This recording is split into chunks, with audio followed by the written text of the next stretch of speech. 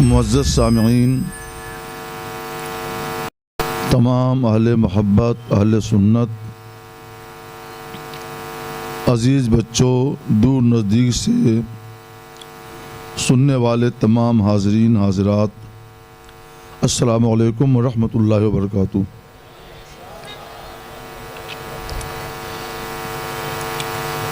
تدارس العلم ساعۃ من اللیل خیر من احیائہ۔ ایک صحابی رسول بیان کرتے ہیں کہ ایک گھڑی تھوڑی دیر رات میں دین کی باتیں سننا سنانا رات بھر جاگ کر نفل عبادت سے بہتر ہے۔ میں نے اس پہ غور کیا تو سمجھ میں آیا کہ بہت سے ایسے مسائل ہیں کہ علماء اور مبلغین، فقہاء، مفتیان دین ایک منٹ میں بتا دیتے ہیں، بیان کر دیتے ہیں، اور وہ مسئلہ نہ معلوم ہو کسی کو تو اس کی زندگی بھر کی عبادت بیکار ہو جاتی ہے۔ اس لیے دین کی بات سیکھ لینا رات بھر جاگ کر نفل عبادت سے بہتر ہے، اور میں یہ محسوس کرتا ہوں کہ کبھی کبھی زندگی بھر کی عبادت سے بہتر ہے۔ مثلا غسل میں ناک میں خاص طریقے سے پانی ڈالنا اور بہانا فرض ہے۔ جب آدمی خاص طور پر اس کا اہتمام کرے گا تبھی ہو پائے گا، ورنہ نہیں۔ میں نے 1 منٹ سے کم اس کو بیان کر دیا، آپ نے سن لیا، لیکن جو اس مجلس میں نہ آئے، اس مجلس علم سے دور رہے، علماء کے پاس نہ حاضر ہو، اس نے نہیں سنا، مسئلہ بھی نہیں جانتا ہے، تو وہ نہاتا رہے گا، عبادت کرتا رہے گا، نہ اس کا نہانا مقبول نہ اس کی عبادت مقبول۔ ہمارے ہاں دین کو سمجھنے اور سمجھانے میں بڑی گہرائی کا لحاظ کیا جاتا ہے۔ علماء، فقہاء، ائمہ جو باتیں بیان کرتے ہیں وہ بڑی گہرائی میں اتر کر بیان کرتے ہیں۔ کچھ لوگ کہنے لگے، حدیث کا چرچا کرتے ہیں، جیسے ایسا لگتا ہے کہ حدیث پر عمل انہی کا ہو۔ حالانکہ ایسا نہیں ہے۔ حدیث پر جو عمل ہم اہل حق، اہل سنت و جماعت کا ہے، انہیں اس کی ہوا بھی نہیں لگی ہے، کیونکہ ان کو اس گہرائی میں اتر کر حدیث کو سمجھنے کی توفیق ہی نہیں ملتی۔ اس کو فہم حدیث کہتے ہیں، حدیث کو سمجھنا کہتے ہیں، قرآن کو سمجھنا کہتے ہیں، فہم قرآن کہتے ہیں، تدبر قرآن کہتے ہیں۔ یہ آپ لوگوں کو حاصل ہے، آپ کو علماء کو حاصل ہے۔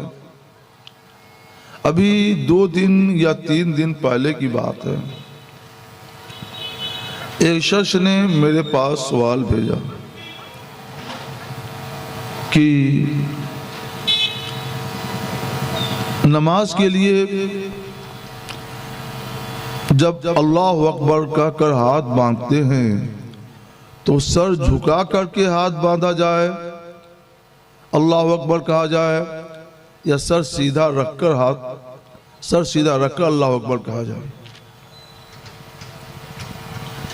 تو میں نے کہا بار شریعت میں تو یہ لکھا ہے، اور در مختار و شامی میں بھی یہ مذکور ہے، محیط میں بھی ہے کہ سر نہ جھکائیں، سر سیدھا رکھ کر اللہ اکبر کہیں۔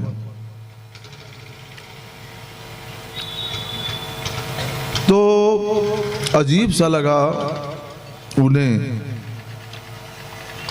کہ شریعت تو قرآن اور حدیث سے ہے. ہم نے کہا بے شک. تو اس پر قرآن سے کچھ ہے, حدیث سے کچھ ہے. میں نے کبھی اس پر غور نہیں کیا تھا, لیکن اللہ کی توفیق شامل حال ہوئی. میں نے کہا ہے. حضور سید عالم صلی اللہ علیہ وسلم جب تمنا کرتے تھے کاش ہمارا قبلہ کعبہ بنا دیا جائے, تو ایک روز اللہ کا حکم آ گیا, فَوَلِّ وَجْهَكَ شَطْرَ الْمَسْجِدِ الْحَرَامِ, اے محبوب اپنا چہرہ مسجد حرام کی طرف پھیر لیں. ہم نے کہا کہ اللہ اکبر جس وقت کہا جاتا ہے اس وقت مسجد حرام یعنی کعبہ شریف کی طرف منہ ہونا فرض ہے. اور جب کعبہ شریف کی طرف منہ ہوگا, قرآن کی اس لفظ پہ غور کیجئے, تو سر جھکا ہوگا تو نہیں ہوگا, سر سیدھا رہے گا تبھی ہوگا. تو متاثر ہوئے. میں یہ بتانا چاہتا ہوں کہ ہماری فقہ حنفی میں یہ چھوٹے چھوٹے مسئلے بھی جو پائے جاتے ہیں, تو ایسا نہیں ہے کہ بس یوں ہی علماء نے لکھ دیا. وہ قرآن کی ترجمانی ہوتی ہے, حدیث رسول اللہ کی ترجمانی ہوتی ہے. ایک صاحب مجھ سے کہنے لگے, وہ ایک مولانا صاحب تھے, فون کیا کہ حضرت جب اذان ہوتی ہے تو کتے بھونکتے ہیں, کیوں بھونکتے ہیں, کیا وجہ ہے؟ تو اللہ کی توفیق شامل حال ہوئی. یہ جو کچھ ہوتا ہے, جواب جو کچھ ہوتا ہے نا, اللہ کی توفیق شامل حال ہوتی ہے تو بندہ بتاتا ہے. توفیق شامل حال نہ ہو تو پھر خاموش رہنا پڑے گا. اللہ کا فضل ہے. تو میں نے کہا کہ اصل میں جب اذان ہوتی ہے تو شیطان بہت تیزی سے بھاگتا ہے, اور کتوں کی عادت ہے کہ ان کے بغل سے کوئی تیزی سے بھاگے تو وہ بھونکتے ہیں. ہم نے کہا کہ آپ دیکھتے ہوں گے کہ بائک والے اگر تیزی سے بھاگیں ان کے سامنے سے, اگر آہستہ جائیں گے تو نہیں بھونکیں گے, تیزی سے بھاگیں گے تو بھونکیں گے. فور ویلر والے تیزی سے بھاگیں گے تو بھونکیں گے, اور وہاں تک دوڑاتے ہیں جہاں تک ان کی اپنی حد ہوتی ہے. تو کہا شیطان بھاگتا. ہم نے کہا حدیث پاک میں حضور سید عالم صلی اللہ علیہ وسلم نے ارشاد فرمایا, جب اذان ہوتی ہے تو شیطان بلند آواز سے ریا خارج کرتا ہوا بھاگتا ہے اور مقام روحہ تک بھاگ کر جاتا ہے. پوچھا گیا مقام روحہ کہاں ہے؟ فرمایا 36 میل دور. 36 میل کا کلومیٹر بہت ہو جائے گا. اتنی دور فوراً بھاگ کر چلا جاتا ہے. کیوں بھاگتا ہے؟ تاکہ اذان کی آواز اس کے کان میں نہ پہنچے. جواب دیا, مگر جواب کی بنیاد حدیث رسول اللہ پر ہے, حدیث صحیح پر ہے. سبحان اللہ, سبحان اللہ. سوال ہے جی اچھا ٹھیک. ایک تو وہی سوال ہے حضرت جو آتے وقت ہم لوگ ڈسکس کر اچھا امام کے پیچھے قرأت کرنے والا معاملہ, تو اس کو مزید کچھ تفصیل اس کی جاننا چاہتے ہیں. جیسے کوئی نماز پڑھ رہا ہے اور پیچھے کی صف میں ہے امام کے پیچھے, اور وہاں اس کو امام کی آواز سنائی نہیں دے رہی ہے, تو چپ رہنا اور سننے کا حکم تو اس کے لیے ہے جو امام کو سن رہا ہو. وہ جو سمجھ رہے ہیں وہ پیش کر رہا ہوں آپ کے سامنے. اب یہاں تو آواز نہیں آ رہی ہے, تو کیا وہ قرأت کر سکتا ہے؟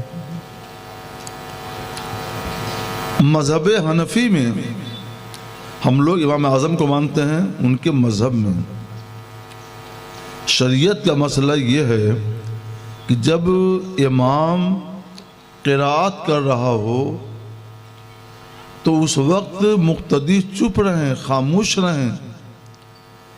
اگر آواز, قرأت کی آواز, تلاوت کی آواز سن رہے ہیں تو غور سے سنیں اور چپ رہیں. 2 فرض ہیں اس پر. پہلا فرض استمعوا, غور سے سننا. دوسرا فرض انصتوا, چپ رہنا. دور ہے کہ امام کی آواز وہاں تک نہیں پہنچتی ہے، یا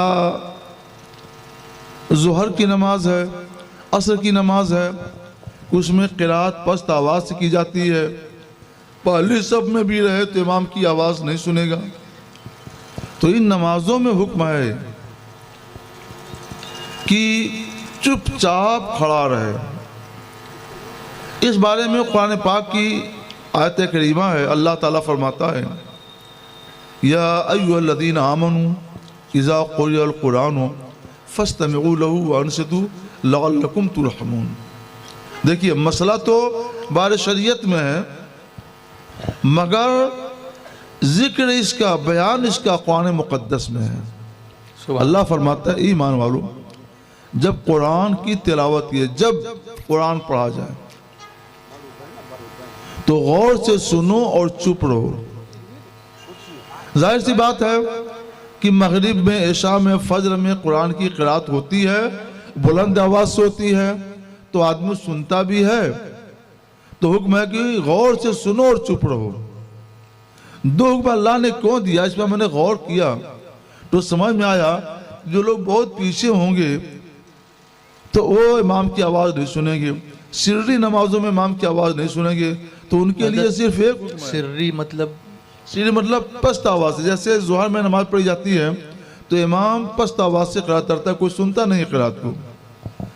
عصر میں پست آواز سے قرات کی جاتی ہے، کوئی امام کی قرات کو سنتا نہیں ہے۔ جو قرات سنائی نہ دے پست آواز سے، وہ سری ہے، تو ان کے لیے قرآن نے حکم دے دیا کہ انصتو، نہیں سنتے ہو تو چپ رہو۔ یہ تو تم کو معلوم ہے نا، قرآن کی قرات ہو رہی ہے تو چپ رہو۔ حدیث رسول اللہ میں صحیح مسلم شریف کی حدیث صحیح ہے، حضور سید عالم صلی اللہ علیہ وسلم نے ارشاد فرمایا انما جعل الامام لیتم بہ، امام اس لیے بنایا گیا ہے تاکہ اس کی اقتداء کی جائے۔ فَإِذَا كَبَّرَ فَكَبِّرُوا، جب وہ تکبیر کہے تو تم تکبیر کہو۔ وَإِذَا قَرَأَ فَأَنصِتُوا، اور جب قرات کرے تو چپ رہو۔ جو حکم اللہ نے دیا وہ حکم رسول اللہ نے دیا صلی اللہ علیہ وسلم، چپ رہو۔ تو چپ رہنے کا حکم دو مطلقاً سرکار نے فرمایا، مطلقاً۔ اس مطلق کا تقاضا یہ ہوا کہ ظہر اور عصر کی نماز ہو، سری قرات والی تو بھی چپ رہو، اور فجر، مغرب اور عشاء کی نماز ہو، بلند آواز سے قرات کرنے والی تو بھی چپ رہو۔ چپ رہنا فرض ہے۔ اچھا ایسا کیوں ہے؟ امام اعظم رحمۃ اللہ علیہ نے جو حکم دیا اس کی وجہ کیا ہے؟ مسئلہ تو یہ ہے کہ جو نماز پڑھے وہ سورہ فاتحہ کی بھی قرات کرے، تو سورہ فاتحہ قرات تو نہیں کرے گا، اور دوسری سورہ بھی پڑھے، دوسری سورہ بھی نہیں پڑھے گا، تو بغیر قرات کے نماز کیسے ہوگی؟ امام تو پڑھ رہا ہے لیکن مقتدی تو نہیں پڑھ رہا ہے۔ جب مقتدی نہیں پڑھ رہا ہے تو مقتدیوں کی نماز بغیر قرات کیسے ہوگی؟ تو سنیے، حدیث رسول ہے، سرکار علیہ الصلوۃ والسلام ارشاد فرماتے ہیں کہ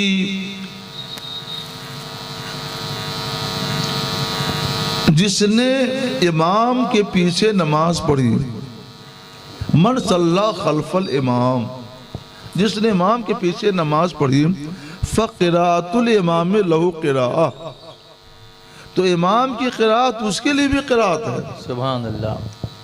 امام نے قرات کی تو یہ مقتدیوں کے لیے بھی قرات ہو گئی، تو ہو تو گئی ان کی طرف سے بھی قرات۔ اس کو آپ سمجھنا چاہتے ہیں تو ایک واقعہ سنیے۔ جی۔ امام اعظم ابو حنیفہ رحمۃ اللہ علیہ کے زمانے کی بات ہے، خارجی جو تھے وہ یہ کہتے تھے کہ امام کے پیچھے بھی مقتدی قرات کرے گا۔ خارجی کون ہوتے ہیں؟ آج کے زمانے میں وہ لوگ ہیں، ان کا نام کیا لیں، جی، جو مختلف جگہوں میں پائے جاتے اچھا ہیں، وہ لوگ، اچھا اچھا، انہی کی نسل سے وہ لوگ ہیں۔ جی، یہ گمراہ فرقہ ہے، خارجی جو ہے جی، ایک گمراہ فرقہ ہے، اور یہ وہی لوگ ہیں جس نے حضرت علی مرتضیٰ رضی اللہ تعالیٰ عنہ کو کافر کہا تھا، اللہ اکبر، بے دھڑک کہہ دیا۔ یہ وہی لوگ کافر خارجی ہیں۔ اب یہ لوگ امام اعظم ابو حنیفہ رحمۃ اللہ علیہ کے پاس آگے 70 گھیر لیا اور خنجر بھی لیے ہوئے تھے، آپ ہمیں ہمارا جواب دیں ورنہ آپ کا کام یہ ہتھیار کرے گا. امام اعظم سے ایسا کہا. امام اعظم سے کہا اللہ. ہمارا جواب دیں ورنہ پھر اس کا سامنا کرنا پڑے گا. امام اکیلے اور یہ 70 چاروں طرف سے گھیر لیا. تو انہوں نے پوچھا کہو کیا بات ہے, کیا کہنا چاہتی ہوں؟ تو انہوں نے کہا کہ آپ کہتے ہیں کہ مقتدی امام کے پیچھے قرات نہیں کرے گا, اس کی کیا دلیل ہے, ایسا کیوں ہے؟ اور سب کے سب 70 کے 70 ایک ساتھ بول رہے تھے. تو امام اعظم رحمۃ اللہ علیہ نے فرمایا سنو, ہم اکیلے ہیں, تم 70 ہو, سب ایک ساتھ بول رہے ہو تو ہم کسی کی بات سن رہے ہیں, کسی کی نہیں سن رہے ہیں, کسی کی سمجھ رہے ہیں, کسی کی نہیں سمجھ رہے ہیں.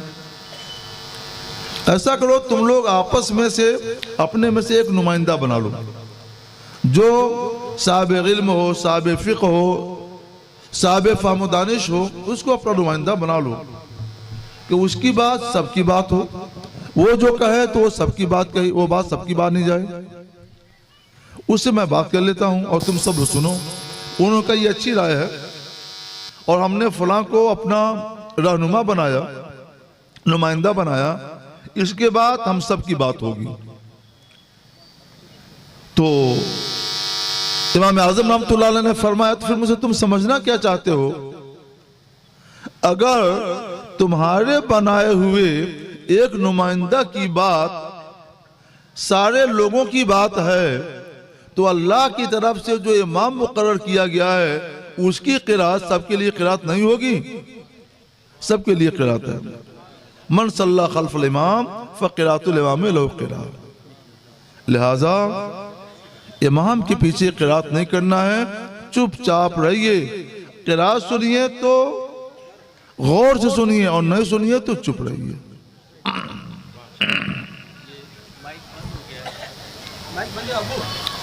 مائک شروع کیجئے, پہلے والی شروع کیجئے جب تک آپ ریپیئر کیجئے دوسرے کو. یہ اچھا تھا. حضرت ایک سوال دل میں پیدا ہوا کہ امام کی قرات مقتدی کی قرات ہے, اس لیے مقتدی چپ رہے, تو پھر تسبیح کیوں مقتدی پڑھتا ہے؟ امام کی تسبیح مقتدی کی تسبیح کیوں نہیں؟ امام کا تشہد مقتدی کا تشہد کیوں نہیں؟ باقی چیزیں تو مقتدی پڑھتے ہیں نا, اس کی کیا وجہ ہے؟ تکبیر ہے, تسمیح ہے, تسبیح ہے, ذکر ہے, یہ ساری چیزیں تو پھر مقتدی تو پڑھتے ہیں. دعائے قنوت ہے, مقتدی پڑھتے ہیں, تو وہ پھر امام کے تابع کیوں نہیں ہوتے؟ اچھا سوال ہے. قرآن کی جو قرات ہے اس امام اللہ تعالیٰ نے امام کی قرات کو مقتدیوں کی قرات بنا دیا. اللہ تعالیٰ نے امام کی قرات کو مقتدیوں کی قرات بنا دیا. رسول اللہ نے امام کی قرات کو مقتدیوں کی قرات بنا دیا. اس لیے لیکن سمیع اللہ لمن حمیدہ کہنا اور رکوع میں تسبیح پڑھنا, سجدے میں تسبیح پڑھنا, دعائیں پڑھنا, درود پڑھنا, ان کو رسول اللہ صلی اللہ علیہ وسلم نے یا اللہ تبارک و تعالیٰ نے ان کے پڑھنے کو مقتدیوں کو پڑھنا نہیں کہا. جب مقتدیوں کو پڑھنا نہیں کہا تو یہ ان کا پڑھنا امام مقتدی کا پڑھنا نہیں ہوگا, لہٰذا یہاں پڑھنا پڑے گا. اصل میں شریعت کیا ہے؟ یہ اللہ کی دیا ہوا قانون ہے.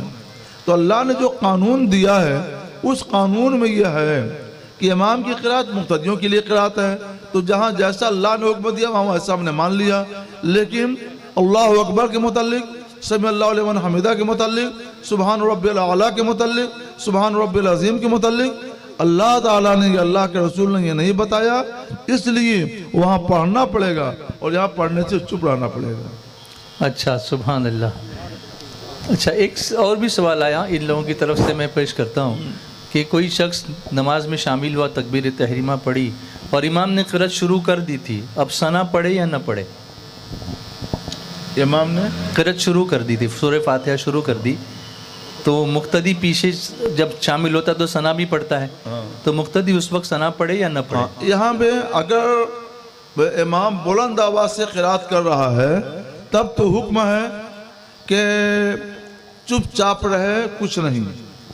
لیکن اگر وہ بلند آواز سے نہیں قرات کر رہا ہے, پست آواز سے کر رہا ہے, تو خاص ثنا کے بارے میں شریعت کا قانون یہ ہے، رسول اللہ نے شریعت یہ بنائی ہے کہ سنا پڑے گا. اچھا، یعنی عصر میں پڑھے گا، ہاں عصر میں پڑھے گا، ظہر میں پڑھے گا. اچھا، یہ سرکار نے قانون بنایا. اگرچہ وہ لیٹ آ کر کے شریک ہوا. اچھا، یہ ہے کیا؟ اصل میں سرکار نے بتایا ہے سلو کما رأیتمونی وصلی، نماز ویسے ہی پڑھو جیسا مجھ کو پڑھتا ہوا دیکھتے ہو. جی، تو جیسا رسول اللہ کو پڑھتے ہوئے دیکھا گیا اسی کے مطابق شریعت بنی، وہی قانون بنا، وہی مسئلہ بنا. جی. اچھا، امام کے پیچھے مقتدی کو قرأت پڑھنا سخت منع ہے، وہ قرأت نہیں کرے گا جیسا کہ بھی آپ نے سمجھایا. لیکن اگر کسی نے قرأت کر لی تو اس پر کیا حکم ہوگا؟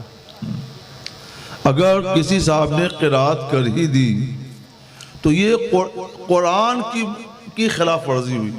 قرآن نے فرما دیا تھا کہ ایمان والو جب قرآن کی قرأت کی جائے تو غور سے سنو اور چپ رہو تاکہ تم کامیاب ہو جاؤ. اب وہ کامیاب نہیں ہوگا، جس نے پڑھ لیا وہ کامیاب نہیں ہوگا. قرآن نے کہا دیا تھا لعلکم تفلحون، ایسا کیوں کرو تاکہ کامیاب ہو جاؤ. اب وہ قرأت کر رہا ہے تو اس کا مطلب کیا ہوا؟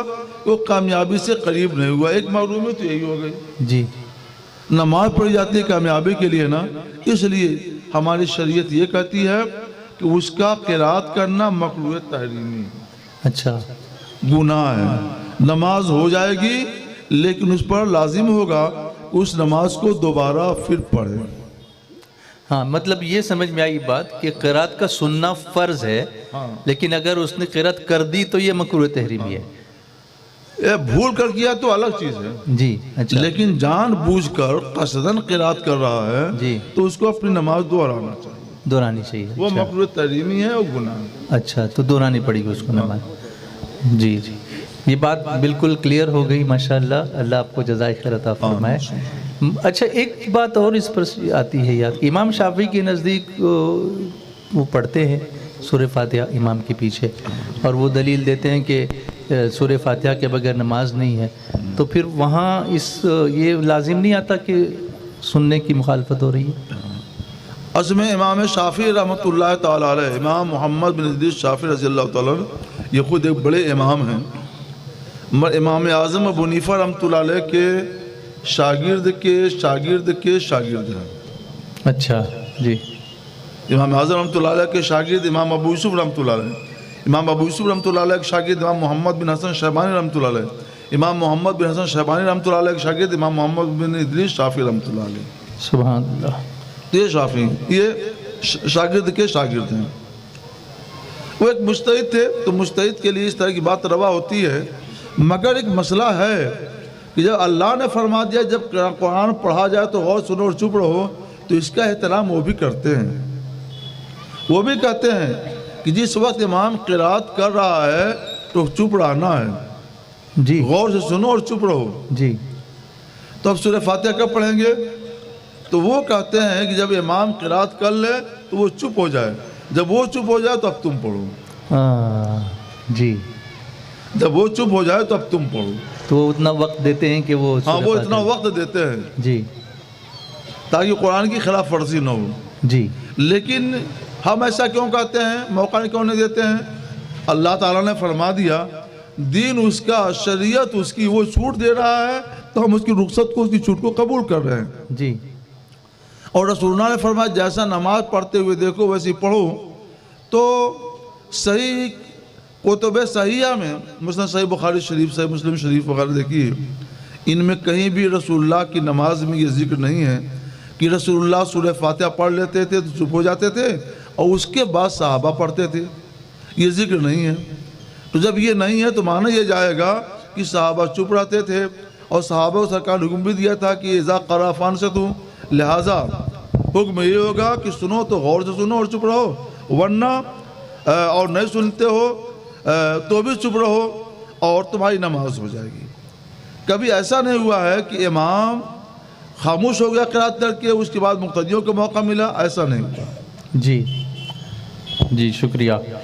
ایک سوال زکوٰۃ کے تعلق سے پوچھتے ہیں کہ کیا ڈائمنڈ پر زکوٰۃ ہے؟ ڈائمنڈ، ہیرا. جی. ڈائمنڈ ہیرا یہ تجارت کے لیے ہے یا بس ایک دو ہیرا آپ نے اپنے پاس رکھ لیا ہے اپنے کام کے لیے؟ اس پر غور کرنا ہوگا۔ اگر آپ ڈائمنڈ کی تجارت کرتے ہیں، مال تجارت ہے، تو اس پر زکوٰۃ ہے، جیسے کہ ہر مال تجارت پر زکوٰۃ ہے ویسے ڈائمنڈ پر بھی زکوٰۃ ہے۔ اور ایسا ہوتا ہے کہ لوگ ایک دو ہیرا خرید کر کے اپنے پاس رکھ لیتے ہیں اور دیکھتے ہیں خوبصورت لگتا ہے، یا اس کی انگوٹھی وغیرہ بنوا کر کے ہاتھ میں پہن لیتے ہیں، تو اس پر کچھ نہیں ہے، وہ معاف ہے، اس پر زکوٰۃ نہیں ہے کیونکہ وہ مال تجارت نہیں۔ ہاں، اس میں یہ پوچھا ہے کہ 14 کیرٹ یا 18 کیرٹ کا گولڈ ہے اور اس میں وہ ڈائمنڈ لگا ہوا ہے۔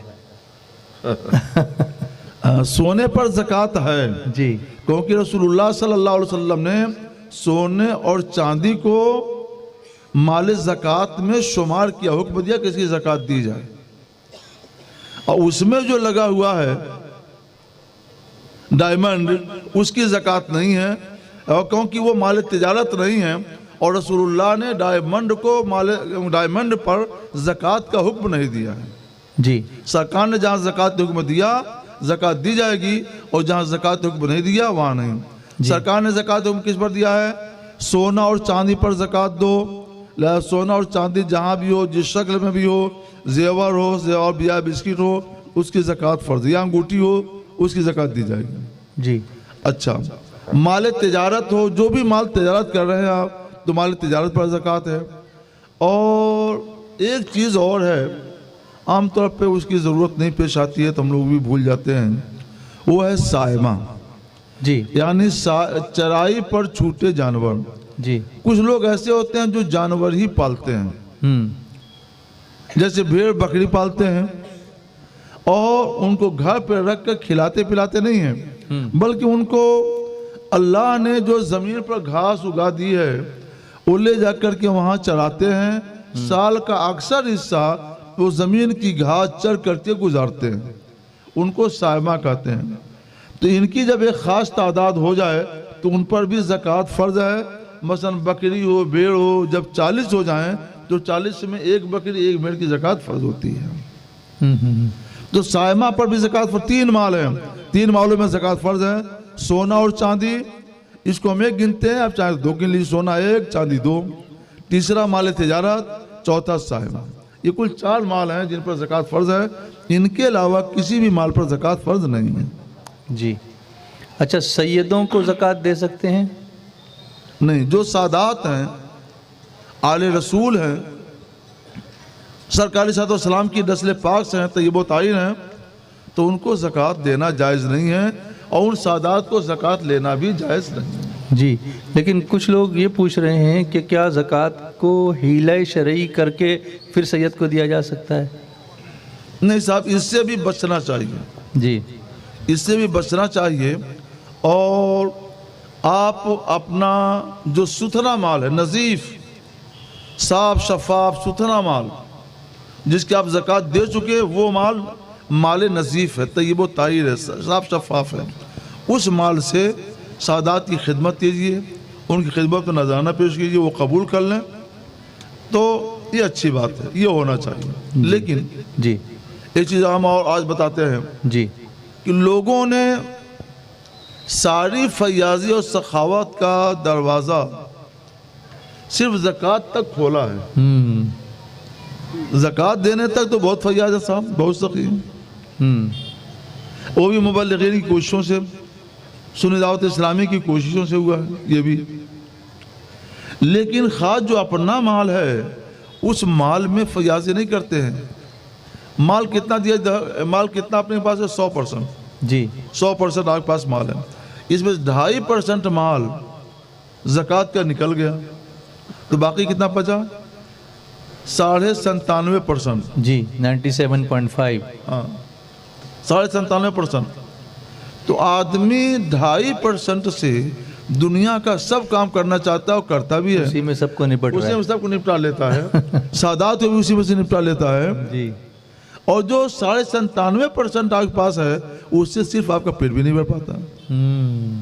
یہ فیاضی ہے، یہ سخاوت ہے؟ نہیں صاحب، جی ایسا نہیں ہونا چاہیے۔ اللہ تعالیٰ نے دو نظام قائم کیے ہیں، ایک نظام زکوٰۃ اور ایک نظام صدقات۔ صدقات، جی نظام زکوٰۃ یہ فقیروں کے لیے ہے، فقیروں کو دو، اور صدقات عطایا اللہ کے لیے کسی کو کچھ دے دینا، یہ صدقات ہیں، جی نفل صدقہ، اس کو نفلی عطیہ نفلی صدقہ بھی کہتے ہیں۔ جی یہ سادات کے لیے ہے، یہ علماء کے لیے ہے، یہ مبلغین کے لیے ہے، یہ حفاظ قراء مؤذن امام کے لیے ہے، مبلغین کے لیے، ان کے لیے یہ ہے۔ جی لہذا سارا کام لوگ 2.5% سے کر لیتے ہیں اور باقی 97.5% ہضم کر لیتے ہیں۔ ہضمہ بھی بہت اچھا ہے، بہت اچھا، جی ایسا نہیں ہونا چاہیے۔ جی ہم نے ایک آیت کریمہ پڑھی، اللہ تعالیٰ فرماتا ہے وَلَا تُلْقُوا بِأَيْدِيكُمْ إِلَى التَّهْلُكَةِ، جی اپنے آپ کو ہلاکت میں نہ ڈالو۔ سید المفسرین حضرت سیدنا ابن عباس رضی اللہ تعالیٰ عنہ فرماتے ہیں یہ نفقہ ہے، نفقہ، اپنے ہاتھوں ہلاکت میں نہ پڑو، یعنی نفقہ خرچ کرنا نہ روکو، خرچ کرنا نہ روکو۔ خرچ کرنا روک دو گے تو اللہ بھی تم پر اپنا فضل روک دے گا، اور خرچ کرتے رہو گے تو اللہ اپنا فضل جاری رکھے گا۔ سبحان اللہ۔ آج وہی ہو گیا ہے کہ ہم نے اپنا یہ خرچ کرنا روک دیا، تو اب دیکھیے کیا ہے، مدرسے قسم پرسی کے عالم میں ہیں، مبلغین قسم پرسی کے عالم میں ہیں، علماء مؤذنین امام خطبہ قسم پرسی کے عالم میں ہیں۔ کیا کیا کرتے ہیں، تب جا کے ان کی روزی روٹی کا انتظام ہو پاتا ہے۔ آپ نے 97.5% اپنے لیے کیوں خاص کیا؟ 2.5% اگر زکوٰۃ نکالتے ہیں تاکہ فقیروں کو دیں، محتاجوں کو دیں، مسکینوں کو دیں، تو 2.5% اپنے میں سے بھی نکالیے، یعنی 5% کیجئے۔ اس 2.5% میں سے سادات کو دیجئے، علماء کو دیجئے، مبلغین کو دیجئے، اماموں اور مؤذنوں کو دیجئے، علماء کو دیجئے جو دین کی خدمت کرتے ہیں۔ دین کے خادم کہاں سے پیدا ہوگے آپ اگر نہیں دیں گے تو؟ وہ دین کی خدمت کرتے ہیں تاکہ، اور اس کی وجہ سے وہ تجارت نہیں کر پاتے، کھیتی نہیں کر پاتے، مال دولت نہیں کما پاتے ہیں، وہ دین کی خدمت کرتے ہیں۔ آپ کماتے ہیں تو آپ ان کو کیوں نہیں دیتے ہیں؟ آپ ان کو دیجئے، ان کے لیے سہارا بنیے تاکہ وہ فری ہو کر کے دین کی خدمت کریں۔ خیر، نظام صدقات سے سادات کو دیجئے، اور باقی جو علماء مبلغین ہیں جو دین کی خدمت کرتے ہیں ان کو دیجئے۔ تو 5% نکالیے، 2.5% زکوٰۃ اور 2.5% صدقات۔ صدقات سے ان کو دیجئے اور زکوٰۃ سے ان کو دیجئے۔ مگر حضرت صدقہ بول کے دیں گے تو کوئی جو آدمی قبول نہیں کرتا کہ یہ صدقہ ہے، نذرانہ کر دیں، نذرانہ کر دیجیے اس کو۔ نذرانہ کر دیں۔ اچھا، وہ جو حدیث شریف میں اچھا لفظ بولیے۔ جی، حدیث شریف میں جو ہے کہ حضور صلی اللہ علیہ وسلم صدقہ قبول نہیں فرماتے تھے، ہدیہ قبول فرماتے تھے، وہ کون سا صدقہ؟ اصل میں صدقہ کا لفظ جو ہے جی یہ دو طرح کا صدقہ ہوتا ہے، صدقہ واجبہ اور صدقہ نافلہ۔ نافلہ، جی صدقہ واجبہ کہتے ہیں زکوٰۃ کو، جی، اور اسی میں صدقہ فطر بھی آ جاتا ہے، جی کچھ اور بھی چیزیں اس کے اندر آتی ہیں۔ جی تو صدقہ واجبہ سرکار نے قبول کرتے تھے، اور جو صدقہ نافلہ ہے، نفلی صدقہ، جی جس کو عطیہ کہتے ہیں، جس کو نذرانہ کہتے ہیں، جس کو دعوت دیش کہتے ہیں، جی سرکار اس کو قبول فرماتے تھے۔ جی جی ایک مرتبہ کا واقعہ ہے، اور یہ بڑی مشہور حدیث ہے جس پر آج علماء عمل کر کے دین کو بچا رہے ہیں۔ جی حضرت بریرہ رضی اللہ تعالیٰ عنہ بڑی غریب لڑکی تھی، عورت تھی، جی ان کو کسی نے زکوٰۃ کا گوشت دیا، جی جی جی تو وہی گوشت انہوں نے پکایا۔ سرکار نے ام المؤمنین عائشہ صدیقہ سے پوچھا، یا رسول اللہ، یا عائشہ، گھر میں کچھ کھانے کو ہے؟ سبحان اللہ، ایسا گھر تھا کہ ام المؤمنین فرماتی ہیں کہ کبھی کبھی مہینے تک گھر میں چولہا نہیں جلتا تھا، اللہ، یہ عالم تھا، اور سوائے 2 کالی چیزوں کے ہمیں نہیں ملتا تھا۔ جی، وہ 2 کالی چیزیں کیا ہوتی تھیں؟ ایک کھجور جی، اور ایک پانی، پانی، جی صرف یہ 2 چیزیں کبھی مل جاتی، تھوڑی سی کھجور کھا لیا، پانی پی لیا، سب دن بھر کا کھانا ہو گیا، رات بھر کا کھانا ہو گیا وہ۔ جی تو یہ عالم تھا۔ تو سرکار علیہ السلام نے پوچھا، عائشہ کچھ کھانے کو ہے؟ فرمایا کھانے کو تو نہیں ہے، البتہ بریرہ نے گوشت پکایا ہے، اور وہ زکوٰۃ کا گوشت ہے۔ تو سرکار نے فرمایا بریرہ سے کہو دو کہ وہ تھوڑا سا دے. بریرہ کے لیے زکوٰۃ ہے اور ہمارے لیے تحفہ ہے. جی سبحان اللہ. بریرہ کو مل گیا تو وہ زکوٰۃ ہو گیا. جی. اور جب بریرہ ہم کو دے گی تو ہمارے لیے بریرہ کی طرف سے وہ نذرانہ ہو جائے گا, تحفہ ہو جائے گا, ہدیہ ہو جائے گا. جی. اسی کو صدقہ نافلہ کہتے ہیں. سبحان اللہ سبحان اللہ. اب اگر شوہر سید ہو اور بیوی سید نہ ہو, یا بیوی سیدہ ہو اور شوہر سید نہ ہو, تو اس میں سے جو سید نہ ہو اس کو زکوٰۃ دی جا سکتی ہے؟ ہاں, اگر محتاج ہے, فقیر ہے, مسکین ہے, جی. اور جو سید نہیں ہے, آل رسول سے نہیں ہے, اس کو زکوٰۃ دے سکتے ہیں. ہاں, تو پھر وہ سید کے لیے تحفہ ہو جائے گا. ہاں, اب وہ دے دے سید کو اپنے شوہر. مثلا عورت سید نہیں ہے, شوہر سید ہے, اور وہ اپنے شوہر کو دے دے, تحفہ ہو جائے گا. سبحان اللہ. اور نیک نیتی سے دیں تو عورت اپنے شوہر کے منہ میں جو لقمہ ڈالے گی وہ بھی صدقہ ہے, اور شوہر اپنی بیوی کے منہ میں جو لقمہ ڈالے گا وہ بھی صدقہ ہے. اس پر بھی صدقہ نافلہ کا ثواب ملے گا. سبحان اللہ. تو ماں اپنے بچے کو جو دودھ پلاتی ہے وہ یہ بہت بڑا صدقہ, وہ بھی صدقہ ہے. صدقہ ہے. سبحان اللہ سبحان اللہ, ماشاء اللہ. درود شریف پڑھیے. اللہم صلی اللہ صلی اللہ علیہ وسلم. صلاۃ و سلام علیک یا رسول اللہ. حضرت آپ جو بتا رہے تھے کہ ام المومنین عائشہ صدیقہ رضی اللہ تعالی عنہ نے فرمایا کہ ہمارے گھر میں 2 کالی چیزوں کے علاوہ کوئی چیز نہیں ہوتی. ایک مہینے تک, ایک مہینے تک. ایک تو کھجور ہے, تو کھجور تو کالی ہوتی ہے. پھر پانی فرمایا انہوں نے, تو پانی کہاں کالا ہوتا ہے؟ اصل میں مسئلہ سائنس کا, طبعیات کا, فزکس کا یہ مسئلہ ہے. جی. تو کوئی فزکس کا ماہر ہو اور اس نے پانی پر تحقیق کی ہو, ریسرچ کیا ہو, تو وہ اس میں اس یہ بارے میں تحقیق آئی ہے نا, ہاں, تو وہ بہتر بتائے گا. لیکن سرکار علیہ الصلوۃ والسلام نے پانی کو ہی بتایا. تو ہم تو کوئی صاحب سائنسداں نہیں ہیں, ہمیں فزکس میں نے پڑھی ہے تھوڑی سی مسلم یونیورسٹی میں, تھوڑی فزکس پڑھی ہے, کوئی جانتا ہوں, لیکن جو ماہر ہیں ان کی بات الگ ہے, اور میں ایک طالب علم اس کا ہوں, میری بات الگ ہے. جی. میں نے اسے اپنی سفید دیوار تھی چونے والی, تو پانی لے کے اس پر ایسے ڈالا تو اتنا حصہ کالا نظر آیا. جی ماشاءاللہ. فزکس میں تجربہ ہوتا ہے, تو جو سفید چیز ہو لے کے اس پہ ڈال دیجئے تو اتنا حصہ کالا دکھے گا. جی. تو اس حیثیت سے اس کو کالا کہا جا سکتا ہے. جی, وہ تحقیق بھی یہی بتاتی ہے, ابھی جو سائنس کی تحقیق ہے, کہ actual colour of water is greyish black. اس کا جو اصل کلر ہے, جو ہماری آنکھ نہیں دیکھ پا رہی ہے اس کو, لیکن اس کا جو اصل کلر ہے وہ بلیک ہے. بلیک ہے. سبحان اللہ. تو دیکھیے اس وقت ہی اس کو ظاہر کر دیا. سبحان اللہ. تو ہمارا دین کتنا ایڈوانسڈ ہے کہ سائنس بعد میں تحقیق کر رہی ہے, اور اس بارگاہ سے ہمیں پہلے ہی بتایا جا رہا ہے. ایسے تو کثیر مسئلے ہیں. جی, کثیر مسئلے ہیں کہ اسلام نے اپنا موقف تقریباً 1500 برس پہلے جو بتا دیا, دنیا آج تحقیق کر کے وہاں پہنچ رہی ہے. جی جی, بڑی تحقیقات کے بعد وہاں پہنچ رہی ہے, اور سرکار علیہ الصلوۃ والسلام نے پہلے ہی بتا دیا تھا. 1450 برس پہلے, تقریباً 1500 برس پہلے یہ ساری بات سرکار علیہ الصلوۃ والسلام نے بتا دی ہے. بہت سی باتیں ہیں. سبحان اللہ. ایک مرتبہ جامع ہمدرد میں جی, وہاں یہی بات آئی کہ علماء کو ایڈوانس بننا چاہیے. ہم نے کہا ہم لوگ ایڈوانس تو 1400 برس پہلے ہی سے ہیں. جی. جس کی تحقیق آج آپ لوگ کر رہے ہیں, اس کی تحقیق ہماری شریعت نے 1500 برس پہلے کر دی ہے. ہم سے زیادہ ایڈوانس آپ نہیں ہو سکتے. جی سبحان اللہ. بتایا جیسے کچھ جیسے, ہاں, تو ہم نے بہت سی مثالیں دی تھیں. جی, ایک مثال سنی آپ لوگوں کو بتاتا ہوں. حضور صلی اللہ تعالی علیہ وسلم 2 قبروں کے پاس سے گزرے. بخاری شریف میں بھی حدیث ہے, جی, اور مسلم شریف میں بھی حدیث ہے. 2 قبروں کے پاس سے گزرے تو فرماتے ہیں کہ ان دونوں قبر والوں پر عذاب ہو رہا ہے, اور کسی ایسی بات کی وجہ سے عذاب نہیں ہو رہا ہے جس سے بچنا ان کے لیے باعث مشقت ہو, یعنی آسانی سے بچ سکتے تھے. ان میں سے ایک چغل خوری کرتا تھا, اور دوسرا پیشاب کے چھینٹوں سے نہیں بچتا تھا. یعنی پیشاب اس طور پہ کرتا تھا کہ اس کے چھینٹیں اڑ کر اس کے کپڑے یا بدن پر پڑتے تھے.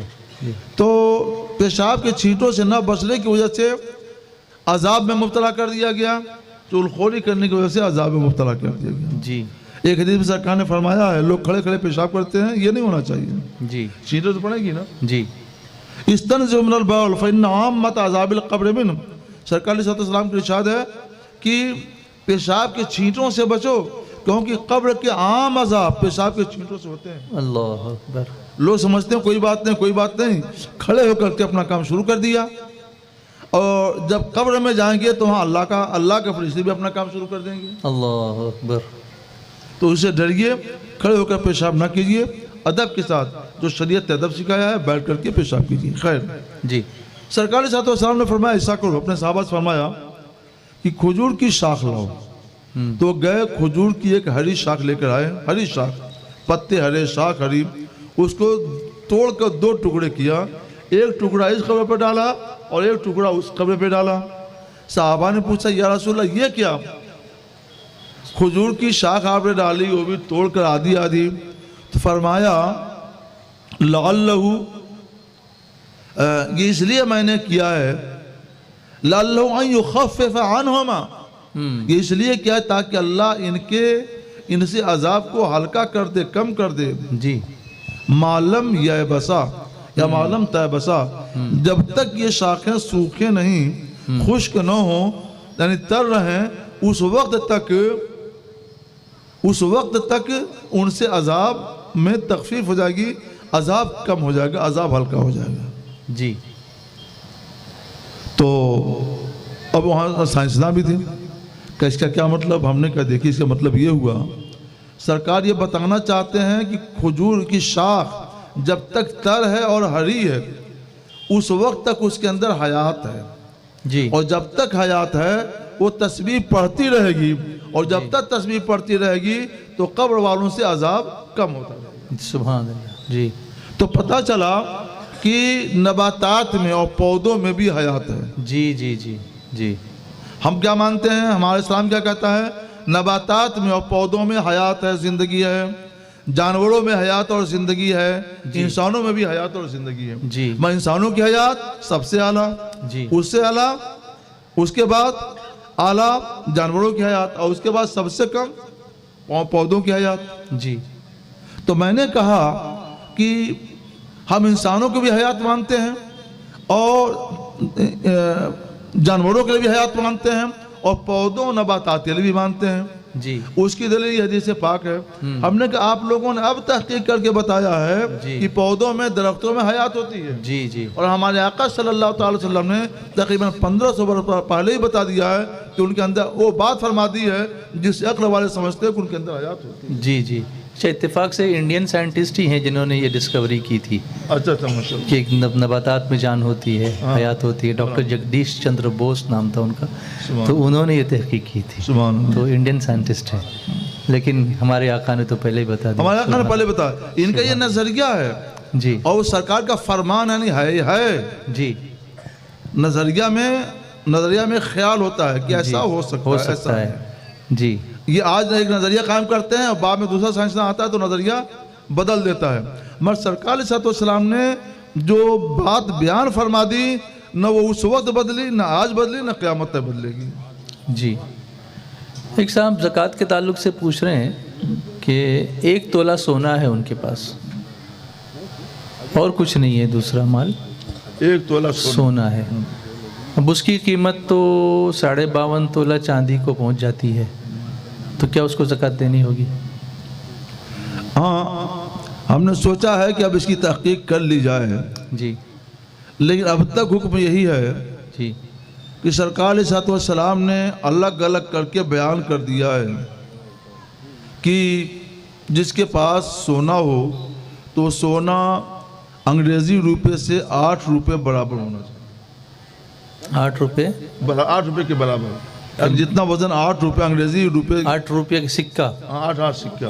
اچھا اچھا اچھا، انگریزی دور میں جو روپیہ چلتا تھا نا تو ابھی تو وہ 11 گرام 664 ملی گرام کا ہوتا، ابھی تو وہ سکہ نہیں ہے نا؟ ہاں لیکن اس کا وزن تو ہے نا، اچھا اس کا وزن 11 گرام 664 ملی گرام ہوتا ہے۔ اچھا جی جی، تو اس کا ہم ناپتے ہیں اس کے وزن سے، پیمائش کرتے ہیں اس کے وزن سے، جی تو 8 روپے بھاؤ ہونا چاہیے۔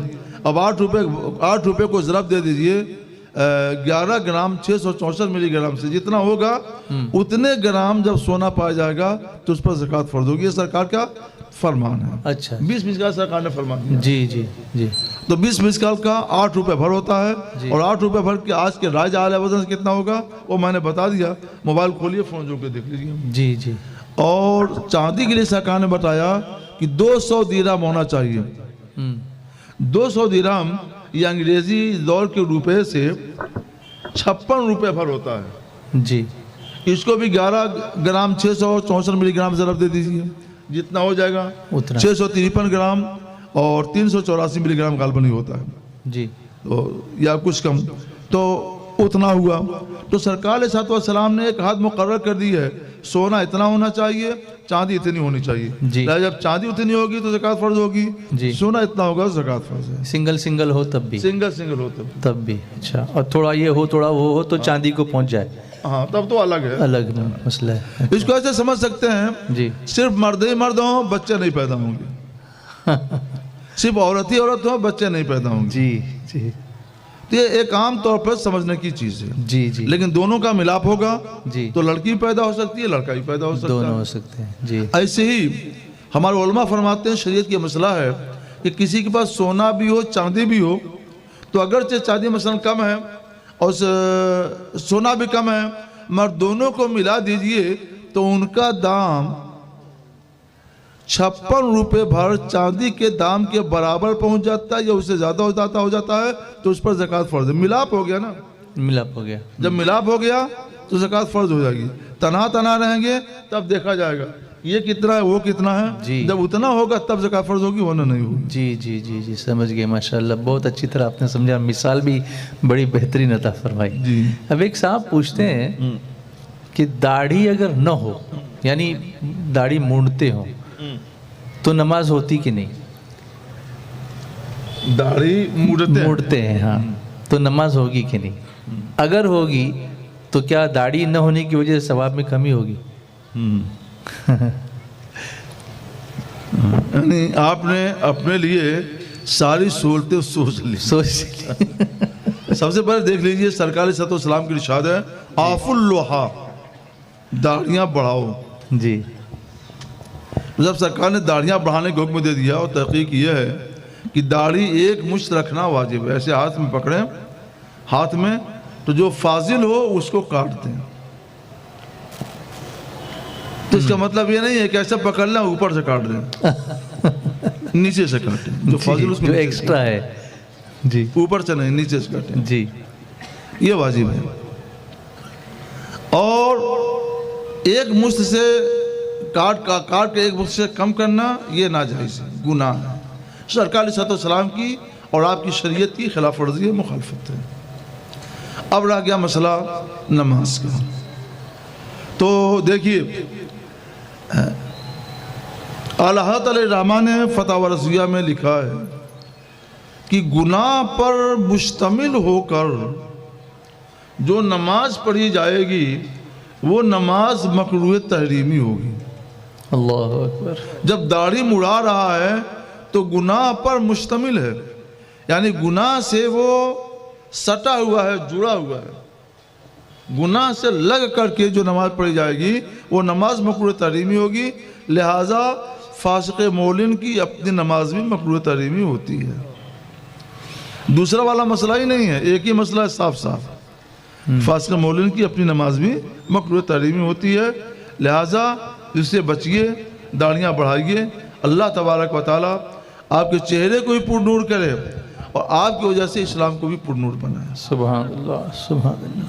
یوٹیوب کے چینلز کی کمائی حلال ہے یا نہیں؟ یوٹیوب جی یوٹیوب میں ہوتا کیا ہے تحقیق کی ضرورت ہے, لیکن میں ایک چیز آپ کو بتلا دوں. اصل میں یوٹیوب کی جو کمائی ہوتی ہے وہ یوٹیوب والے کیوں دیتے ہیں, کس چیز کا معاوضہ دیتے ہیں, کس چیز کی اجرت دیتے ہیں, اس پر غور کرنا چاہیے. یہ نہیں ہے کہ تقریر بڑی اچھی ہو رہی ہے, نعت بہت اچھی ہو رہی ہے, قرات بہت اچھی ہو رہی ہے تو ان کو پسند آئے دے. ایسا نہیں ہے. وہ یہ ہے کہ آپ نعت شریف پڑھتے ہیں بہت اچھی, تو اس کی وجہ سے ان کے یوٹیوب پر ایک بہت بڑا مجمع آپ نے اکٹھا کر دیا. فری میں ان کی محنت بھی نہیں لگی اور آپ نے ہزاروں ہزار کا ایک بڑا مجمع اکٹھا کر دیا. تو اب ان کو ان میں اپنی تجارت کا پرچار کرنا آسان ہو گیا. وہ اپنی تجارت اس میں پرچار کرتے ہیں. تجارت عام طور پہ حلال ہوتی ہے. حلال تجارت کا پرچار حلال اور حرام تجارت کا پرچار حرام.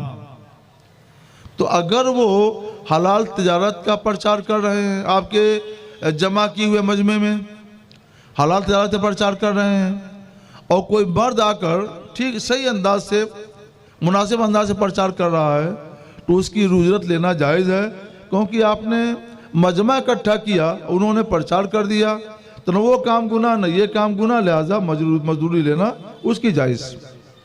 لیکن یہ پرچار کیسے ہوتا ہے؟ صرف مرد ہی نہیں کرتے ہیں, کبھی کبھی غیر محرم اجنبی لڑکیاں آتی ہیں اور وہ عجیب و غریب انداز سے پرچار کرتی ہیں. وہ انداز حیا کے خلاف ہوتا ہے, اسلام اس کی اجازت نہیں دیتا. تو اس پر کوئی مدد کی نیت سے کرتا ہے تو یہ گناہ ہے. تو جس نے اس انداز سے پرچار کیا تو وہ انداز, وہ طریقہ غلط ہے. وہ اور تجارت اگر حلال ہے تو کوئی آدمی یہ نیت رکھے کہ صرف حلال تجارت پر پرچار کا وہ معاوضہ لیں گے تو اس کی اجازت ہو سکتی ہے. مگر جہاں غیر محرم لڑکیاں ہوں اور اس طرح کے ڈانس وغیرہ کے ذریعے لوگوں کو لبھا کر کے پرچار کرتی ہوں تو اس سے بچنا ہی چاہیے. اگر اس کا تعلق پرچار سے ہے لیکن طریقہ تو غلط ہے نا, جی طریقہ غلط ہے, تو اس طریقے سے بچا جائے تو یہ اچھا ہے. لیکن اگر کسی نے لیا اور اس کی نیت یہ ہے کہ وہ حلال تجارت پر پرچار کا معاوضہ لے رہے ہیں, یعنی انہوں نے مجمع اکٹھا کر دیا اور مجمع اکٹھا کرنے کی وجہ سے وہ معاوضہ دے رہے ہیں, تو اس حد تک ہم اجازت دے سکتے ہیں. جی مگر بہت محتاط رہنا چاہیے. علماء اگر اس سے بچیں تو اچھا ہے. جی جی سر. ایک سوال آن لائن خرید و فروخت کے تعلق سے ہے. چیزیں جو آن لائن بیچی جاتی ہیں یا خریدی جاتی ہیں, تو اس کا شرعی حکم کیا ہے؟ آن لائن چیزوں کو خریدنا ہاں بیچنا, جی. جیسے آرڈر آن لائن لے لیا پھر اس کے بعد اس کو گھر بھیجتے ہیں لوگ. آج کل یہ خریداری بہت عام ہو چکی ہے, بہت عام ہو چکی ہے, اور اب اس سے روکنا اور لوگوں کو بچانا معصیت سے مشکل ہو چکا ہے. زمانہ بدلتا ہے تو احکام میں بھی بدلاؤ آتا ہے. تو ہم اس کی اجازت دیتے ہیں اگر اس کے اندر کوئی بڑی خرابی الگ سے نہیں پائی جاتی ہے. صرف اتنی سی بات ہے کہ مثلا آن لائن آرڈر دے دیا کہ اتنا مال فلاں کو بھیج دو اور وہاں سے اور بل مجھ کو بھیج دو, بل آ گئی, اس کا دام ادا کر دیا اور مال دوسری کے چلا گیا, تو اس حد تک ہم اجازت دیتے ہیں, کر سکتے ہیں. اصل مذہب میں اس کا حکم کچھ اور ہے, لیکن اس کے اندر عام طور پہ لوگ مبتلا ہو گئے ہیں. علماء اور خواص بھی چیزیں لیتے ہیں, جانتے ہیں, پھر بھی خریدتے ہیں اور لیتے ہیں, ہدیہ قبول کرتے ہیں, سب کچھ ہوتا ہے. تو تمام خواص سب کا ابتلا عام ہو گیا ہے اور اب اس سے بچا نہیں جا سکتا. لہٰذا لوگوں کو معصیت سے بچانے کے لیے ہم اس حد تک کی اجازت دیتے ہیں. جی. ادریس بھائی مزید جاننا چاہتے ہیں کرپٹو کرنسی کے بارے میں. کرپٹو کرنسی, جی کرپٹو کرنسی ابھی بھی یہ سلسلہ میرے خیال سے 6-7 سال سے چل رہا ہے. جی 6-7 سال 8 سال ہو گیا, چل رہا ہے. جی. اور آج بھی کرپٹو کرنسی مال نہیں ہے. مال کیوں نہیں ہے؟ وہ مال اسے کہتے ہیں شریعت کی نگاہ میں, جی مال اسے کہتے ہیں جسے وقت ضرورت کے لیے ذخیرہ بنا کر جمع کر کے رکھا جا سکے. جی. اور جب وقت آئے تو اس میں سے نکال کر کے اپنی ضرورت پوری کی جائے. تو اس کو ذخیرہ بنا کر کے جمع کر کے رکھا نہیں جا سکتا ہے. لیکن آن لائن جمع کر سکتے ہیں نا, اس کو کمپیوٹر پہ تو جمع کر سکتے ہیں. ہاں کمپیوٹر پہ جمع کر سکتے ہیں. تو کمپیوٹر پہ جو اس کا وجود ہوتا ہے نا, جی تو وہ وجود حقیقت میں کوئی وجود نہیں ہے. اچھا. ہاں وہ وجود حقیقت میں کوئی وجود نہیں ہے. کمپیوٹر پر تو بہت سی چیزیں ہیں. جی. کمپیوٹر پر تو سورج بھی ہے، چاند بھی ہے، لیکن اس کو کوئی نہیں خریدتا ہے. حالانکہ سورج کا چاند کا حقیقت میں موجود ہے. جی. اور کمپیوٹر پر بہت سے نظارے بھی ہیں جی. اچھے اچھے، ان نظاروں کو نہیں خریدتا ہے. بہت ڈاؤنی چیزیں بھی ہیں، ان ڈاؤنی چیزوں کو نہیں خریدتا ہے. کمپیوٹر پر جو اس طرح کی چیزیں ہیں اور ان کو دکھلایا جاتا ہے، ان کا حقیقت میں خارج میں اس دنیا میں ان کا کوئی وجود نہیں ہے. مال وہ ہے جو موجود ہو، اس کو ہاتھ میں لیا جا سکے، کسی کو دیا جا سکے، تو ایسا کچھ نہیں ہے. اس کا کوئی وجود نہیں ہے. حقیقی وجود تو اس کا کوئی نہیں ہے. تو مال کا حقیقی وجود ہوتا ہے، اس کا کوئی حقیقی وجود نہیں ہے. اس لیے یہ مال نہیں ہے، اور جب مال نہیں ہے تو اس کو خریدنا، بیچنا، اس کا قرض لینا دینا، یہ سب جائز نہیں ہے. ہاں اگر حکومتیں اس کو تسلیم کر لیں، اس کو مال تسلیم کر لیں اور اس کے لیے ضمانت دیں کہ اگر یہ ڈوبا تو اس کا بدلہ میں دوں گا. مثلا کرپٹو کرنسی 1000 کی ہے، یہ سرور خراب ہوگا یا اور کوئی خرابی ہوگی جس کی وجہ سے وہ ختم ہو گیا تو 1000 میں دوں گا. تو حکومت کی ضمانت کے بعد ہم اس کو مال قرار دیں گے اور اس کا لینا دینا جائز قرار دیں گے.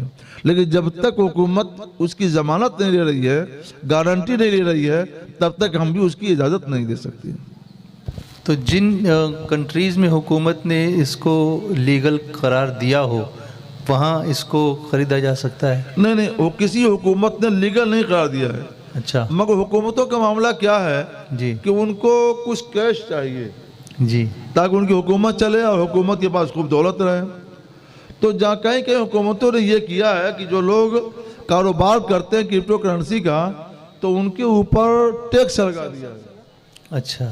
ان کے اوپر ٹیکس لگا دیا ہے ہاں. کہ تم کرو، تمہاری مرضی، ہم کو اتنا ٹیکس دیا کرو، ٹیکس دے دو بس. ٹیکس دیا کرو. ہاں اگر ضمانت نہیں لی. ہاں ضمانت نہیں لی ہے، مطلب کرو اور ٹیکس دو، ڈوب گئے تو تم ڈوبے. ہاں تم ڈوبو تم جاؤ، ہم کو اس سے کوئی مطلب نہیں. جی. جی. ضمانت نہیں لی، گارنٹی نہیں لی ہے. جی.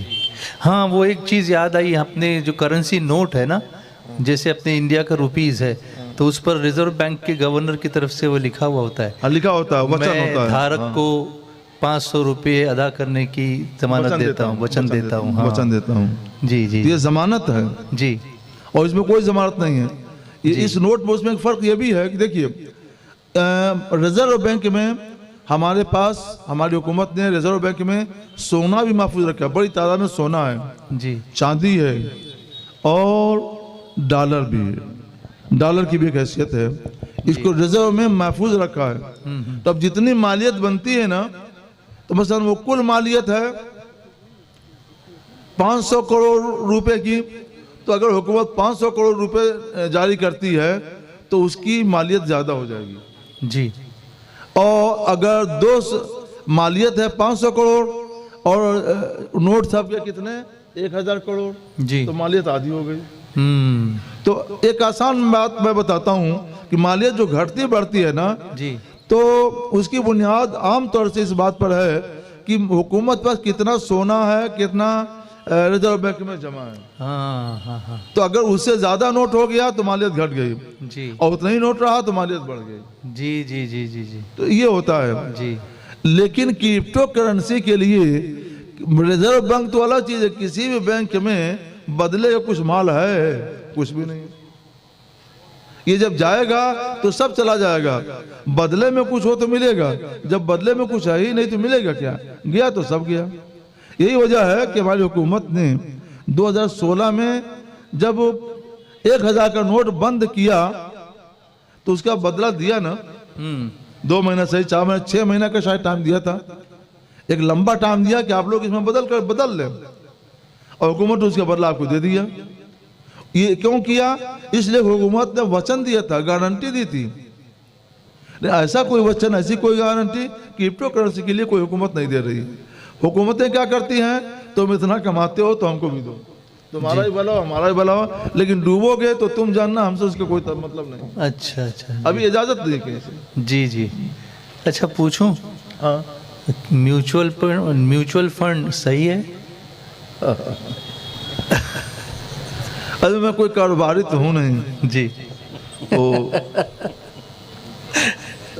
میں انشاءاللہ زندگی رہی تو میوچول فنڈ اور شیئر بازار وغیرہ اس کے بارے میں میں سوچتا ہوں کہ ایک مرتبہ مزید تحقیق کر لیے، کیونکہ ہم جو تحقیق بیان کرتے ہیں نا تو وہ بہت پہلے کی تحقیق ہے، پہلے کی ہے جی، وہ کوئی 1992-93 میں وہ تحقیق میں نے کی تھی۔ ابھی بازار بدل گیا ہے، بازار بدل گیا ہے، حالات بدل گئے ہیں، جی ابھی کو حکم یہ ہے کہ ناجائز ہے، اچھا ابھی ابھی کو حکم یہ ہے کہ ناجائز ہے۔ ہم، صحت نے ساتھ دیا، میں نے تحقیق کروں گا، اگر کچھ جواز کی راہ نکلی، لوگ مبتلا ہو رہے ہیں تو انشاءاللہ ہم وادی نور میں اس کے بارے میں پھر گفتگو کریں گے۔ انشاءاللہ آپ کو صحت تندرستی سلامتی عطا فرمائے کہ آپ مزید اس طرح تحقیق کر کے امت کو فائدہ پہنچائیں، اللہ آپ کو سلامت رکھے۔ رینٹڈ شاپ ہے، یعنی شاپ میری دکان ہے، میں نے اس کو رینٹ پہ دیا ہوا ہے، اچھا اچھا، تو اس کی زکوٰۃ اس رینٹ پر نکلے گی؟ جو مجھے رینٹ آتا ہے جو اس کرایہ ملتا ہے، کرایہ، ہاں، اس پر زکوٰۃ نکلے گی؟ میری نیت یہ ہے کہ اگر اچھا اس کا ریٹ آئے گا، مارکیٹ ویلیو اگر آئے گی تو جب اچھا ویلیو ملے گی اچھی تو میں بیچ دوں گا اس کو، تب تک میں نے اس کو کرائے پر دیا ہوا ہے۔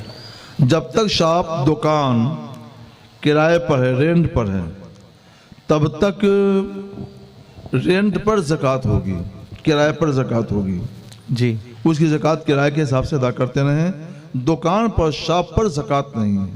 جی اور جس دن بیچ دیں گے تو جو روپے ملیں گے جی، اس روپے کی زکوٰۃ اس سال فرض ہو جائے گی، اس سال ہوگی، اس سال اس سے پہلے مارکیٹ ویلیو پر نہیں ہوگی، نہیں، مارکیٹ رینٹ پر ہوگی، جو کرایہ ملتا ہے اس پر ہوگی، اور ہر سال اس میں ایک چیز پر شریعت نے 2 زکوٰۃ نہیں لاگو کی ہے، سبحان اللہ، تو کرایہ کی تو زکوٰۃ دینی ہی دینی ہے۔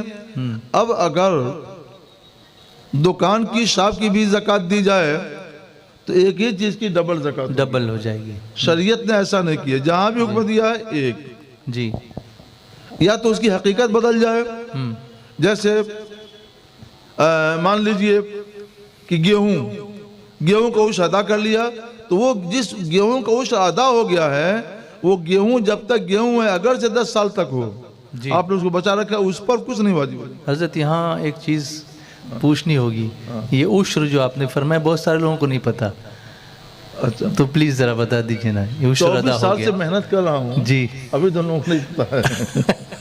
عشر جو ہے غلے میں، زمین کی پیداوار میں جو زکوٰۃ فرض ہوتی ہے اس کو عشر کہتے ہیں۔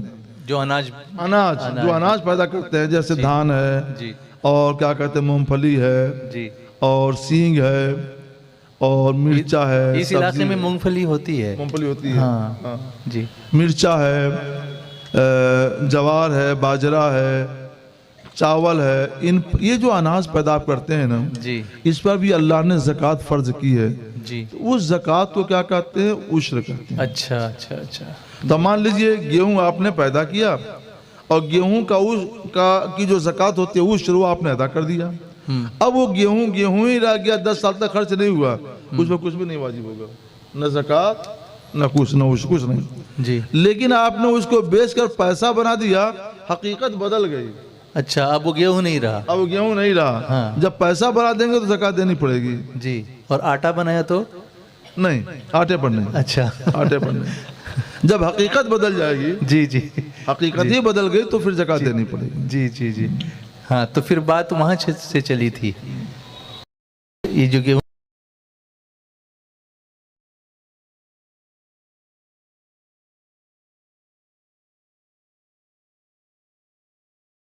اسلام نے ایک مال پر زکوٰۃ نہیں لازم کی ہے، جی جی ہاں، یہ بتا رہے تھے آپ، جی ڈبل زکوٰۃ نہیں لازم کی ہے، جی۔ لہٰذا جب کرائے پر، رینٹ پر زکوٰۃ ہے تو شاپ پر زکوٰۃ نہیں ہوگی، جی، وہ لازم آیا کہ ڈبل زکوٰۃ ہو۔ ہاں، اگر چیز کی حقیقت ہی بدل جائے تو حقیقت بدلنے کی صورت میں حکم الگ ہو جائے گا، حقیقت بدلنے کی صورت میں اب حکم الگ ہو جائے گا۔ سبحان اللہ، جیسے کہ ہم نے دھان کی مثال، گیہوں کی مثال دی، جی گیہوں جب تک گیہوں ہے چاہے 10 سال تک وہ کچھ نہیں، آٹا بنائیے کچھ نہیں، جی لیکن آپ نے اس کو بیچ دیا، روپیہ بنا لیا، جی چاندی بنا لیا، سونا بنا لیا، تو روپے پر، چاندی پر، سونے پر زکوٰۃ فرض ہو جائے گی، کیونکہ وہ دھان نہیں رہ گیا، گیہوں نہیں رہ گیا، جی وہ تو روپیہ ہو گیا۔ جی جی جی جی جی تو لگے ہاتھوں شیئر مارکیٹ کا بھی کچھ تھوڑا سا۔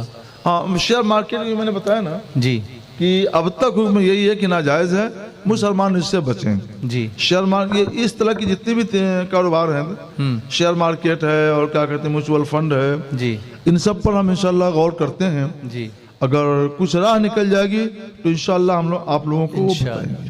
انشاءاللہ۔ اور فوریکس ٹریڈنگ کا؟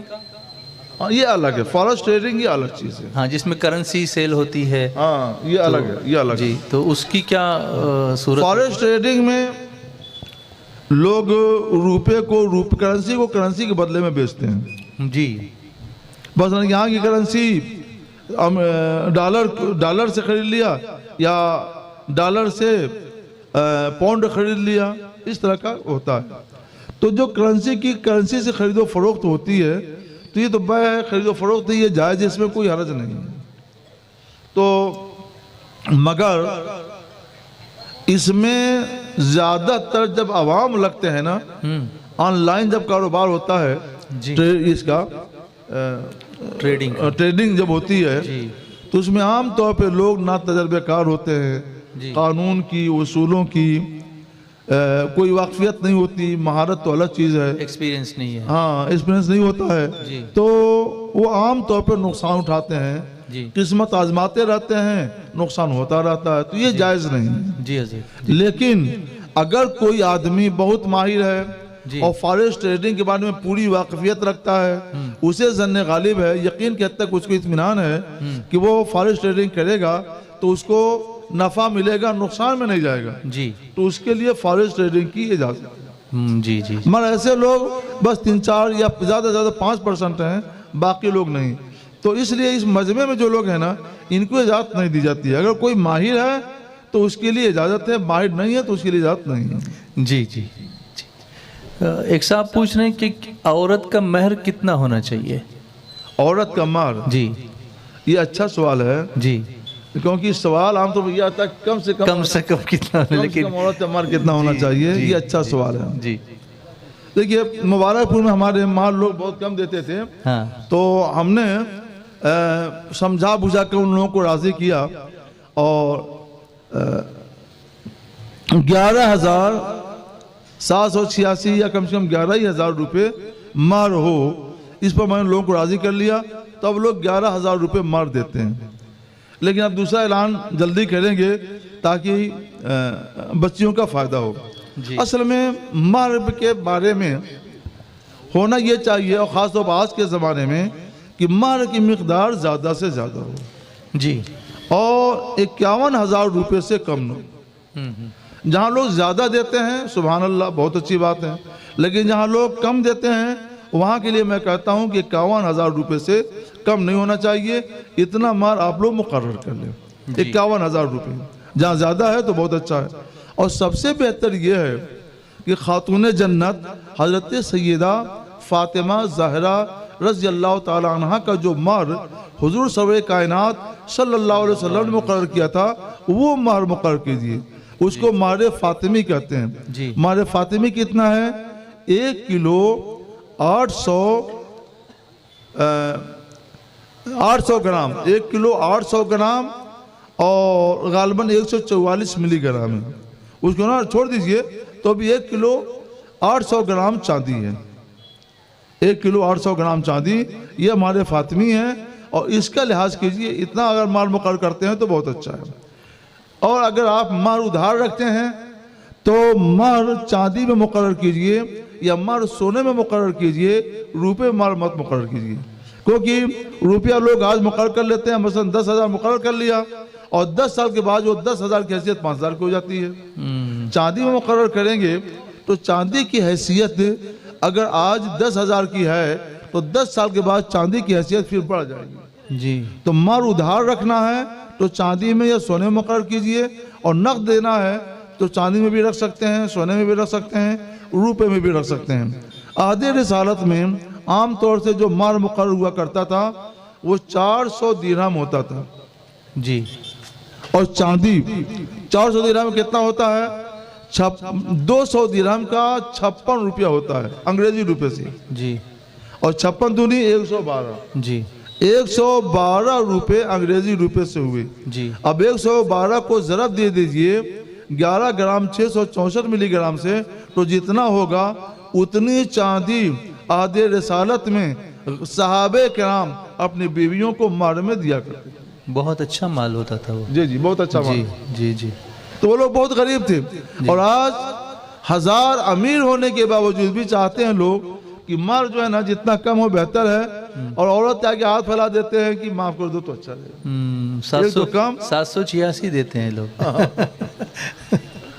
तो ये नहीं होना चाहिए। हमारे फातिमी मुकर्रर कीजिए, और हमारे फातिमी मुकर्रर करने की हिम्मत नहीं है तो कम से कम 51,000 रुपये जरूर मुकर्रर कीजिए। जी जी। तो इस पर अगर इजाज़त हो तो इसको नशिस्त को मुकम्मल करें। हाँ ना, ठीक है, बेहतर, माशाल्लाह। जी, अल्लाह आपको जज़ाए खैर दे। अल्लाह तबारक ताला ये मजलिस कबूल फरमाए, आमीन। और आप लोगों ने जितनी बातें सुनी सबको ध्यान में रखिए, सही तौर पर समझें और सही तौर पर उसको महफूज रखें, और जो सुने उसके ऊपर अमल करें इंशाअल्लाह। आमीन। अल्लाह आपको हमको सबको इसका अजर अजीम अजर बेपाया अता फरमाए। आमीन। अस्सलाम वालेकुम रहमतुल्लाह। वालेकुम अस्सलाम रहमतुल्लाहि व बरकातुहू। माशाअल्लाह कितनी प्यारी और रूहानी नशिस्त हुई, और पिन ड्रॉप साइलेंस बिल्कुल, कि बच्चे से लेके बुज़ुर्गों तक सब बिल्कुल हमतन गोश होकर सुन रहे हैं, और मुफ्ती साहब क़िबला इल्म के ऐसे मोती लुटा रहे हैं कि जिसकी कीमत अल्लाह ताला उनको जज़ाए खैर दे। हम नहीं समझते, लेकिन एक अजीम नेमत है, ख़जाना है। अल्लाह ताला हज़रत को सलामत रखे। शमे रिसालत के परवानों, ये मकतबे तैयबा पर 2 किताबें, छोटी सी किताबें हैं। एक किताब का नाम है अनवार मुस्तफ़ा, इसमें हुजूर सल्लल्लाहु अलैहि वसल्लम की हयात तय्यबा के अलग अलग गोशे इसमें शामिल किए गए हैं। इसी तरह अनवार गौसे आज़म, ये सरकार गौसे आज़म सैयदना शेख अब्दुल क़ादिर जिलानी रज़ी अल्लाह ताला अन्हु की हयात तय्यबा के बहुत सारे गोशे इसमें जमा किए गए हैं। तो आप मकतब से ये 2 ख़ास तौर से छोटी किताबें, पॉकेट साइज़ किताबें हैं, और एक नज़र में हयात मुस्तफ़ा जान रहमत सल्लल्लाहु अलैहि वसल्लम और हयात गौसे आज़म, कम से कम मिनिमम मालूमात हमको उनके बारे में इतनी होनी चाहिए। तो आप इसको ज़रूर हासिल करें, ख़रीदें। और मुख्तलिफ़ मौके होते हैं, ख़त्म क़ादिरिया का मौका होता है, 11वीं शरीफ का मौका होता है, शादी का मौका होता है, किसी के इसाले सवाब का होता है, उसमें तक़सीम करें ताकि हमारी अगली नस्ल तक, नई नस्ल तक ये मालूमात कम से कम मिनिमम उन तक पहुँच सके। अल्लाह आप सबको जज़ाए खैर अता फरमाए।